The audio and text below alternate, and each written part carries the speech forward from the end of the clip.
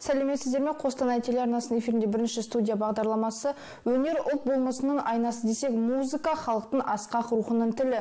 Ол ғасырлар бойы үздіксіз жетіліп даму үстінде болатын жанды мәдени құбылыс. Өнерде композиторлар одағы құрылған бірлестіктің мақсат міндеті қандай болмақ? Алдағы жарты сағатта әңгімеміз осы төңіректе өрбитін болады. Ендеше құрметті көрермендер, студия қонағымен таныс болыңыздар. Қостанай облысының композиторлар одағы қоғамдық бірлестігінің жетекшісі Азамат Мұқатов. Азамат мырза, студиямызға қош келдіңіз. Сәлеметсіздер ме? Яғни бірлестіктің құрылуымен шын жүректен телеарнасынан құттықтаймыз. Жалпы бұл бірлестік алдағы уақытта қандай жұмыстарды атқармақ? Енді бұл қоғамдық бірлестік Қостанай облысы төңірегінде ең біріншіден талантты, ауылда төңіректе жатқан, сандықтың түбінде жатқан әдемі музыкалық сырлары бар, әдемі бояуы бар, сондай жандарға үлкен қолғабысымызды тигізіп, осы қоғамдық бірлестік жанынан әдемі бір қолдау, демеу білдіріп, нотаға жазып, оны нотаға жазғаннан кейін кітап қылып шығарып, осы Қостанай облысына ғана емес, осы республика төңірегінде танытсақ па деген біздің сондай үлкен мақсатымыз бар. Бұл осы композиторлар одағының негізгі мақсаты. Енді бұл қоғамдық бірлестік болмай тұрып, біз осы 2 жыл төңірегінде Қостанай облыстық көркемөнерпаздардың халық шығармашылығы мен кино-бейнеқор орталығының жанынан өзіміз сол Дамир Елтайұлы Қалқаев мырзамен бірлесіп, жоспар құрып, жұмыс бастаймыз деген кезде, мынау пандемия уақыты бізді тіпті шектетіп тастады. Бірақ сол ашылу қалай басталды? Мінекей біз осы ашылғаннан кейін біздің ашылуға үлкен батасын беріп, Ақжол тілеген Қалибек Дербісалдин ағамыз, Бақытжан Мұқашев ағамыз, Амангелді Досжанов ағаларымыз сияқты ағаларымыз келіп, осы біздің алғашқы сол орталықтың жанынан құрылғаннан кейін батасын беріп, үлкен тілектерін айтты. Енді біз осы пандемия уақытында ешқандай мүмкіншілік болмады. Біздер фестиваль, тағысын сондай бізде жоспар болған, соның бәрі өтпей қалып, енді мен ойлаймын, Құдай сәтін салса, енді осы қолымызға құжатымызды алып, өкілеттілігімізді алып, құзыретімізді осы мәдениет басқармасы басшысымен, осы Қостанай облыстық көркемөнерпаздардың халық шығармашылығы мен кино-бейнеқор орталығының жанынан құрылған осындай ағаларымыздың қолдауымен біз ары қарай жұмысымызды өрбітеміз деген ойдамыз. Енді бұның мақсаты еді негізгі. Сол жоғарыда айтып кеттім ғой, жас буындар болсын, ортаңғы буындар болсын, үлкен буын ағалар болсын, біз жас талғамаймыз. Біз соларды таныту, насихаттау аясымен жұмыс істейміз.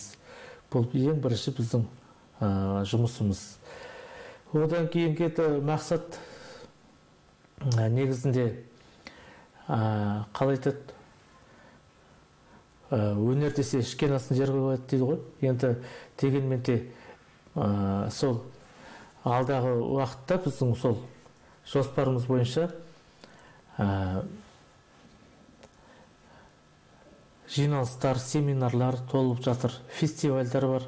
Міне соларды бәрін пысықтап, біз алда сол осы 2023 жылға дейін жоспарымызды құрдық. Сол жоспарларымыздың басын семинармен өткізсек, бұның бәрі әрине семинар өткізу, тағысын фестиваль өткізу дегендер әрине бәрі қаражатқа келіп тіреледі.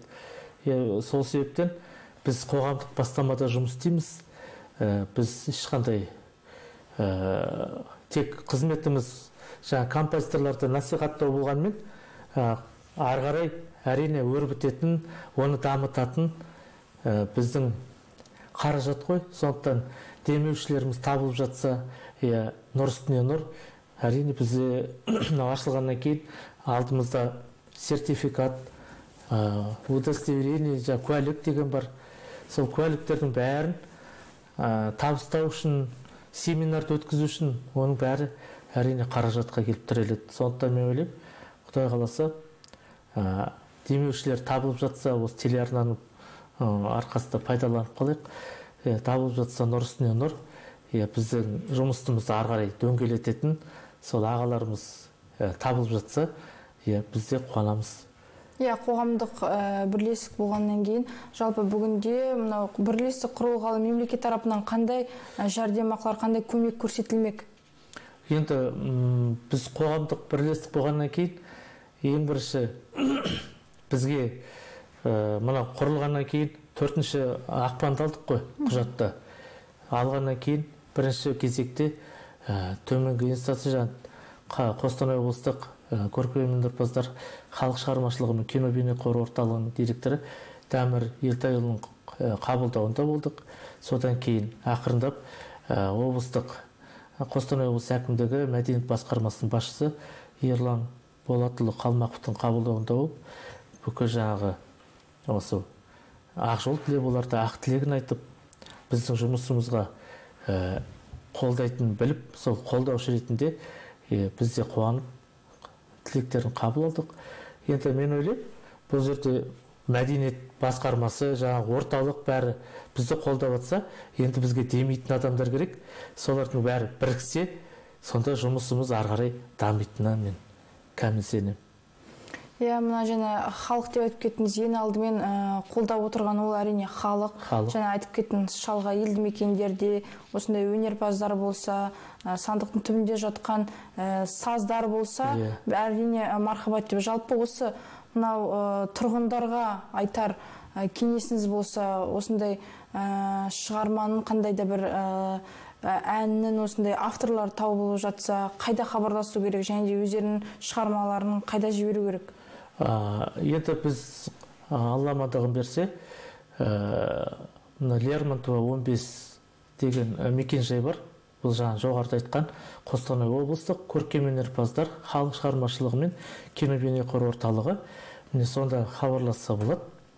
Әрине, ауылда тұрған, тіпті ән шығарып, өзінің жергілікті көрермендеріне тәнті болып жатса, яғни ары қарай оларға көмек керек болатын болса, облыс көлемінде көрсетуге біздің қолдауымыз әрине оған бар. Сондықтан біз жоғарыда айтқандай нотаға түсіріп береміз, сосын оны кітапша алып шығарамыз. Тек бір ғана сазгердің ғана емес, біз мысалы бір кітап шығаратын болсақ, әрине қанша сазгер бар, соларды таныту, насихаттау аясында бір көп болса екі әннен біз нотасымен теріп, ақындардың сөзімен кітапша алып шығаруға қолдауға. Яғни үлкен жинақ қып шығаруға да мүмкіндік бар. Мына жаңа айтып кеттіңіз ғой, халық шығармашылығы фестивалі де жыл сайын осы облыс көлемінде өтеді ғой, әр аудандарда, шалғай елді мекендерде, осы білуімізше. Жалпы бұл шығармашылық, осы халық шығармашылық фестивалі байқауының мақсаты не? Халық шығармашылығы мақсаты ол орталықтың жұмысы ғой негізгі. Оның мақсаты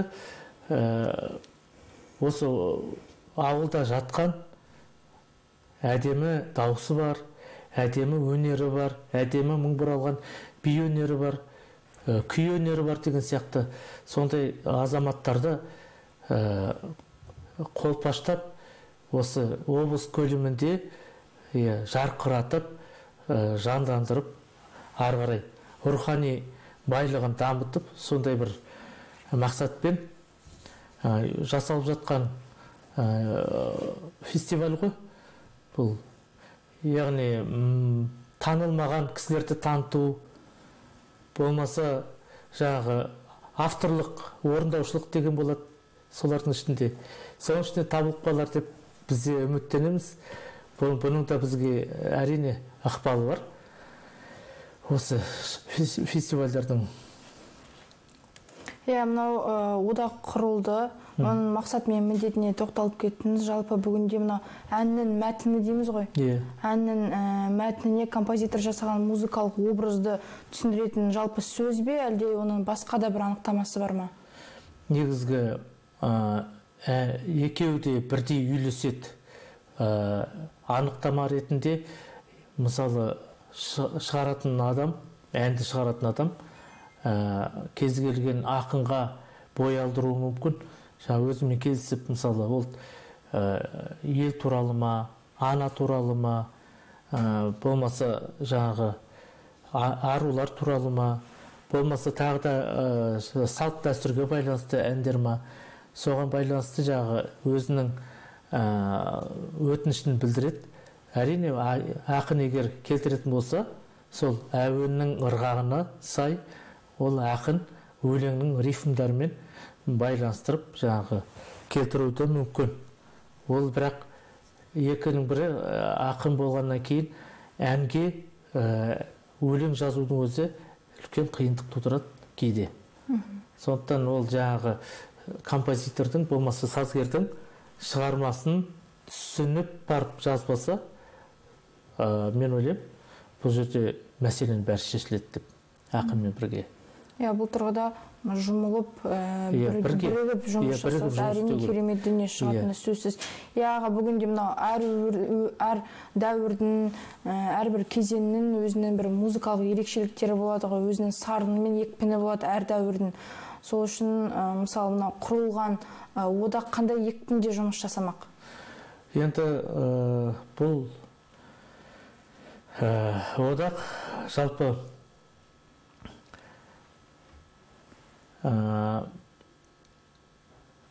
біз құжатталғаннан кейін біз қарап отырмайтынын білеміз, бірақ бұның бәріне де әрине қаражат тапшы болады. Сол себептен біз жұмыс десек, жаңағы тек жаңағы ауылдың төндегі жатқан деп жатырмыз ғой жоғарыда. Ол бір бөлек. Ал мынау одақ құрылғалы біздің қойнымыздан қуанышымыз сыймай, міне құжатымыз алғаннан кейін сол жаңағы жоғарыда айтқан ағаларымызға, бауырларымызға кіріп, осындай бір қоғамдық бірлестік құрылды. Мінекей, енді бізге бата тілектеріңізді беріңіздер деп кірдік қой. Енді ары қарай сол өзіміздің құрған жоспарымызбен жұмыс істеуіміз керек біз. Міне, сол жұмыстың жоспардың арқасында не керек бізде, мысалы, сол біз, мысалы, біріншіден телеарнаға тапсырыс беруіміз керек. Ол бір. Екіншіден газет журналдарға, бұқаралық ақпараттарға, құралдарына. Енді мына өзі құжатты алудың өзі, істеудің өзі бірталай уақыт алады екен. Шыны керек. Бұл мақсат болғаннан кейін, ашудың өзі мақсат болғаннан кейін біз біраз жүрдік. Біз негізі бұны құрмас бұрын әуелі осы басшыларымыздың алдынан өтіп, солардың көзінше телефон қоңырау шалып, Қазақстан Республикасы композиторлар одағы бар. Сол кісі, сол Серік Әбдінұров ағамыздан сұрадық.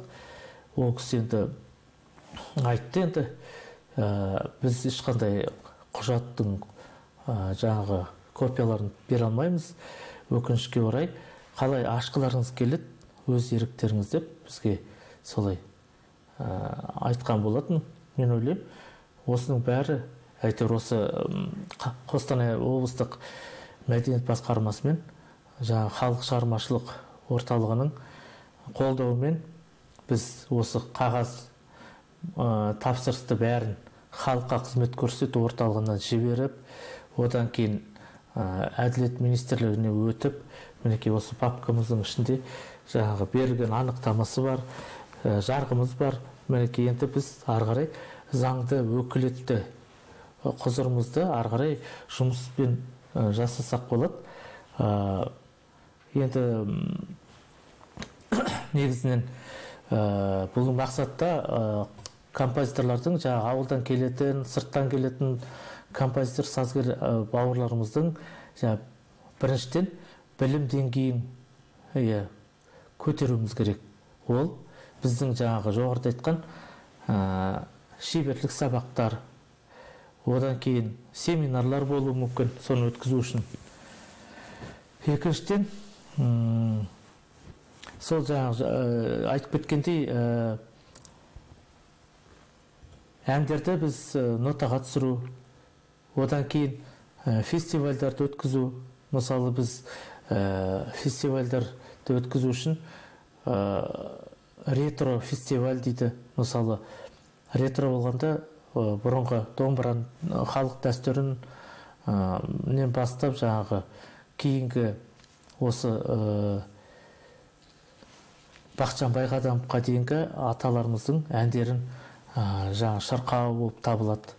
Одан кейін тағы екінші фестиваль, Құдай қаласа, ол жаңашыл фестиваль. Ол енді жаңашыл фестиваль, ол мынау Қалибек Дербісалдин, Бақытжан Сәуекенов, қазіргі кейінгі композиторларымыз бар. Ерлан Нұрмағалиев сынды тағы толып жатқан композиторлар бар. Сол жаңашыл фестиваль шеру деп атадық. Енді соған жоспарды құрып жатырмыз. Оның ережесін құрып жатырмыз. Жұмыс істеп жатырмыз. Біз ұйқы деген жоқ. Сіздердің мана қоңырау шалып келе алам ба, келе алмайым ба деген сұрақ екі ойлы болды. Мен уақыт тауып осы сіздермен бірге бөлісейік, көрермендер бәрі білсін деп сол мақсатта айтып жатқанымыз бар. Мен ойлаймын, ең бастысы ашылдық, қоғамдық бірлестік болып, өкілетті орган болдық. Енді рұқсат болса, біз ары қарай осы мәдениет басқармасымен жаңағы Қостанай облыстық көркемөнерпаздар халық шығармашылығы мен кинобейнеқор орталығымен бірлесіп, осы жоспарларымызды іске асырамыз деген ойдамыз. Жаңа жоғарыда айтып кеттіңіз, білім мен өнерді ұштастыру бағытында әлі талай семинарлар, тарай біліктілікті арттыру бағытында жұмыстар жасалатын болады деп. Жалпы мынау халық музыкасының нәрін шеберлікпен өз шығармашылығыңызға сіңіріп, оны жаңашылдықпен ұштастырдыңыз. Жалпы бұл тұрғыда өнер саласында талай жылдан бері жүрген азаматтардың бірісіз. Енді өзіңіздің шығармашылығыңызға келетін болсақ, жалпы бұл салаға қалай келдіңіз? Енді бұл салаға әр адам, әр бала осы өмірге шыр етіп дүниеге келгеннен кейін оның мақсаты болады, оның арманы болады. Бірақ мен дәл осылай композитор болам, сазгер болам деп мен ұйықтасам да түсіме кірмейтін дүние. Әр адамға солай. Бірақ табиғаттың тылсым осылай түйсікке бір кісіге сағыныш, анаға деген махаббат, елге деген сағыныш, сондай кезеңдер мынау студенттік шақта болды. Сол студенттік шақтан бастап біз Ақылбек Шаяхмет ағамыз екеуміз бірлесіп мен ән жаза бастадым, ол кісі менің әндеріме сөздерді жаза бастады. Мінекей бұл енді 93 жылдардың бері қарай келе жатқан уақытта, міне сол кезде басталды. Үйге деген сағыныш студент болған кезде солай ғой, әр баланың үйге тартып тұрады бауыр еті. Сондай бір үлкен сағыныш болғаннан кейін, өнер саласында жүргеннен кейін, оқып жатқаннан кейін, білімді ұштастырып жатқаннан кейін, бұл жерде ән туындамаса керек пе? Ән туындайды. Анаға деген ыстық махаббат, анаға деген ыстық сағыныш, содан басталып біздің әніміз міне Наурыз мерекесі тағысын әндерге сөзімді Ақылбек аға жазды. Одан кейін Нұрболат Мешітбаев деген ақын жігіттің сөзіне әке туралы ән жаздық. Міне сондай әндермен біз ақырындап келе жатырмыз. Енді қоржынымызда ән туындысы енді көп деп айта алмаймын, аз деп те айта алмаймын. Енді Аллаға шүкіршілік етеміз. Міне осылай туындады, сазгерлікке келдік. Мен осы Қалибек Дербісалдин ағамыздың шығарған әндерімді сол кісіге беріп, тыңдатып, айтып, саралатып көрдім. Әрине, дұрыстайтын жер дұрыста деді, істейтін жерді істе деді. Мен дұрыстадым, істедім. Сол әндер Қалибек ағаның арқасында кәдімгі бір халық сүйіп тыңдайтын, халықтың жүрегіне қонатын сондай әдемі әсерлі әндерді шығара бастадым. Осы ұстазымыз сол Қалибек деп салдым. Ең алғашқы шығарған саздарыңыздың бірі қандай, ең жүрекке жақын? Жүрекке жақын ол ана ғой, ана туралы ән. Сол ана туралы әнімді оны анама да естірттім, анам тыңдады. Бұл тек мен осы насихаттау үшін орындаймыз ғой, сахнада болсын. Енді осы әндерімізді орындаушы табылса, мынау республика көлемінде кәдімгі бір аттар шулы, Музарт тобы болсын, болмаса жеке-жеке жаңағы Айқын болсын, тағы қандай әртістер бар, эстрада жұлдыздары, соларға берсек, осы әндерімізді ары қарай республика көлемінде насихаттасақ деген, әр осы сазгердің, композитор көкейінде жүрген арманы деп білем. Мынау халық музыкасы деп жатамыз, жалпы кәсіби композитор ретінде сіз классикалық бағытта қандай шығармалар жаздыңыз? Енді мен классикалық шығарма жазбаймын, мен әндер ғана жазамын. Классикалық шығармаларды енді қазіргі кезде жоғары жақта композиторлар одағы бар ғой, Қазақстан Республикасы. Сонда симфония, классикалық музыкалар сол жақта жазылады енді. Мынау одақ жаңа құрылды деп жатырмыз. Бұл одақта бүгінде қанша аспап бар, жалпы аспаптар бар ма? Жоқ, аспап жоқ. Бұл да тек біз нота түсіру, кітаптарға мүмкіншілік беру, жаңағы беттерге шығару үшін. Нота сызықтарын білесіз ғой, 5 сызықта тұрады, соның жаңағы ноталар болады, нота сызықтарын. Соның бәрін біз жаңағы үйлестіріп, айттым ғой жоғарыда, кітап шығару керек деп. Сол бір-екі әннен жаңағы біздің сандықтың түбінде жатқан сырлары ашылмаған сол әндерді біз кітап бетіне де, болмаса сахна төрінде де насихаттау сондай көзделген. Ал симфониялық ол шығарманы жазу үшін әрине оған кәдімгі білікті композиторлық салада бітірген маман болу керек. Мына аға, сіздің бүгінде шығарған композициялық әндеріңіз жалпы тек қана ел көлемінде ғана емес, елден тысқары мемлекеттерде де орындалып жүр ғой. Уфа қаласында да өткен фестивальда осы білуімізше орындалған болатын. Жалпы осы байқауларға тоқталып кетсеңіз, халықаралық. Енді халықаралық байқауларға тоқталып кететін болсақ, негізінде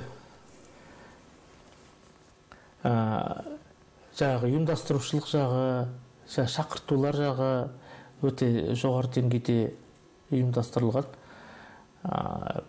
Екіншіден, орындайтын әніңді, айтатын әніңді өздері саралап, мына әнді орындауға болады, мына әнді жібермейміз сахнаға деп, сондай әр талаптар болады ғой өзі.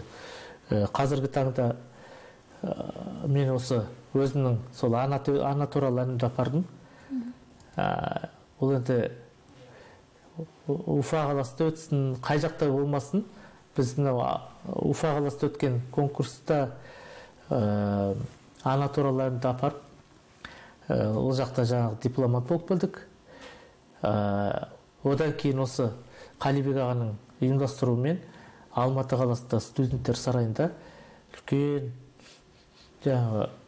Қостанай, Торғай композиторларының ән кешін ұйымдастырған болатын. Сол ән кешінде Ахмет атамыздан бастап бері қарай өзіміздің әндерімізбен таныту аясында өткізілген болатын. Бұл кеште де әрине алматылық зиялы қауымдардың алдында өзіңнің әніңді ұсынып таныту кезінде әрине үлкен қобалжу пайда болады. Бірақ дегенмен де жақсы қабылдады. Бұл енді әуенді, әуезді деп жатады. Тіпті Ақылбек Шаяхметұлының өзінің өзі де айтып жатады, осы әнің керемет, ана туралы әнің қалай күшті шыққан деп тамсанып отырады. Мен ойлаймын, бұл мен беретін баға емес, Ақылбек ағаның да беретін бағасы емес, бұл халықтың тікелей бағасы деп білем. Аға, бұл ана туралы әніңіздің бір шумағын орындап бере аласыз ба? Енді орындап берейік. Ақ сүт берген анашым, қандай жылы қарасың, сенде болсын әр адам, мәпелеген баласын. Ақ сүт берген анашым, қандай жылы қарасың, сенде болсын әр адам, мәпелеген баласын. Күнім сен анашым, айым сен анашым, өмірдің отындай, жүректей жанасың. Күнім сен анашым, айым сен анашым, өмірдің отындай, жүректей жанасың. Аға, керемет, халық айтса біліп айтады ғой. Жаңа айтып кеттік қой, одақ құрылды деп. Енді бұл одаққа бүгінде кімдер мүшелік етті? Бұл одаққа мүшелік еткен біздің жергілікті сазгерлеріміз, композиторларымыз, яғни жоғарыда айтатын болсақ, қазір мінекей Қалибек Дербісалдин, Бақытжан Сәуекенов, Бақытжан Мұқашев, Дербісалдин Жарқынбек, Оспанов Марғұлан, міне толып жатқан. Біз енді тек қарагөз қазақтарда емес, басқа да өзге ұлттың да өкілін алдық. Кобызев Сергей деген композиторымыз бар. Молдабеков Сапар, Ақан Кәки Шәріпұлы, Исмағамбетов Нұрлыбек, және Оспанов Бағдат Сырбайұлы деген, міне бүгінгі таңда осы одақ құрғанға дейін де, құрғаннан кейін де біздің осы қоғамдық бірлестіктің орынбасар қызметін ететін Оспанов Бағдат Сырбайұлы. Бұл жігіт өте өнерлі, өте сондай керемет әндерде бар жазған. Ол жігіт қазір Алтынсарин аудандық мәдениет үйінің директоры болып қызметін жасайды. Сол себептен енді бүгін екеуміз басымыз қосылмай қалдық, бірақ енді Құдай қаласа әлі алдағы кездесулерде екеулеп қоғамдық бірлестіктің жұмысын талқылап сіздерге айтып береміз деген ойдамыз. Әрине, алдағы уақытта осы одақта үлкен мақсат міндеттер тұр. Оған өзіңіз жаңа тоқталып кеттіңіз. Бүгінде эстрада жұлдыздарына келетін болсақ, жаңа өзіңіз айтып кеттіңіз, Музарт шырқаса, одан кейін Айқын деген сияқты танымал әншілермен шырқаса, нұр үстіне нұр болар еді, одан кейін демеушілер табылып жатса деп. Бүгінде эстрада жұлдыздарының әндеріне келетін болсақ, кейбір әндердің сөзі әніне келіспей, әннің сөзіне келіспей жағдайлар болып жатады ғой. Бұл тұрғыда қандай пікірдесіз? Болып жатады, бірақ енді әрине ол бәрі де әнге сөз келіспесе де, бірақ орындаушының өзінің икемі ыңғайы болады. Сол орындаушылық ыңғайлығына қарап келтіріп, әнді сөзі келмесе де сөзін сол әуелмен әуезді қып бір бояп жіберетін кездер болады, жерлер болады. Сол бояу арқылы ән әдемі халыққа танымал болып кетеді. Ал енді біздің осындай ана туралы ән айтып жатсақ, тіпті әке туралы ән айтып жатсақ, шығарып жатсақ, соларды орындап берсе, ол деген біздің үлкен арманымыз, қолымыз жетпей жүрген арманымыз ғой енді. Сол арманымызға жетейік. Аға, алда тұрған барлық мақсат міндеттеріңіздің орындалуына біз шын жүректен тілектеспіз. Алдағы уақытта үлкен жетістіктермен, үлкен нәтижелермен келулеріңізге біз сенімдіміз. Бүгін уақытта біздің студиямызға келіп, мол мағлұмат бергеніңізге үлкен рахмет. Құрметті көрермендер, біздің бүгінгі бағдарламамыз осымен тәмам. Аман сау болыңыздар.